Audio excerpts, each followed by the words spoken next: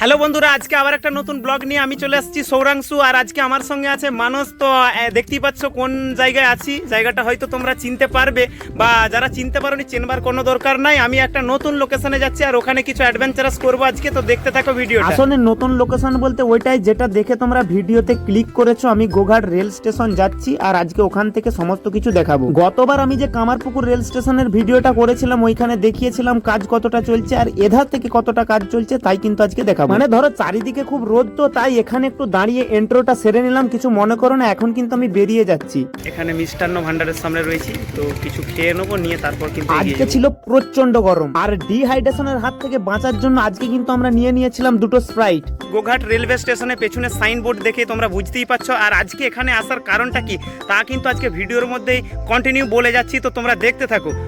সিধে চলে যাচ্ছে একবারে এটা কামারপুকুর হয়ে কিন্তু বিষ্ণুপুরের জন্য।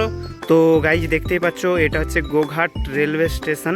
আর গোঘাট রেলওয়ে স্টেশনে কিন্তু এখন কাজ চলছে, যেহেতু আমরা জানি যে কামারপুকুরকে গোঘাট একবারে কামারপুকুর হাওড়া রেল যোগাযোগ শুরু হয়ে যাবে কিছুদিনের মধ্যেই। তো কাজ কিন্তু ওই জন্য চলছে, দেখতেই পাচ্ছেন প্ল্যাটফর্ম বানানোর কাজ শুরু হয়ে গেছে। এগুলো কিন্তু আগে ছিল না, তোমরা দেখে নাও। আর আজকে কিন্তু একবারে প্ল্যাটফর্ম পুরো ফাঁকা, দেখতেই পাচ্ছ চারিদিকটা পুরো প্ল্যাটফর্ম কিন্তু আজকে ফাঁকা। এখন শুধু আমি আছি আর মানস, ওই যে দূরে বসে আছে মানস। তো দেখো, আর সামনের দিকে কিন্তু দেখতে পাচ্ছ প্ল্যাটফর্মগুলো, নতুন যে প্ল্যাটফর্মগুলো তৈরি হচ্ছে দেখিয়ে দিচ্ছি। দেখতেই পাচ্ছ যে নতুন প্ল্যাটফর্মগুলো কীরকম তৈরি হচ্ছে। আর একটা আগের দিকে রয়েছে। তো এই সমস্ত কাজগুলো এগুলো দেখে আমরা একটা ধারণা করতে পারি যে কিন্তু বেশি দিন নেই কামারপুকুরে যে ট্রেন আসবে, বেশি দিন নেই, কিন্তু খুব শীঘ্রই আসতে চলেছে। এই চেঞ্জেসগুলো দেখে কি মনে হচ্ছে, কামারপুকুরে ট্রেন আসবে? অবশ্যই আসবে, কেন আসবে?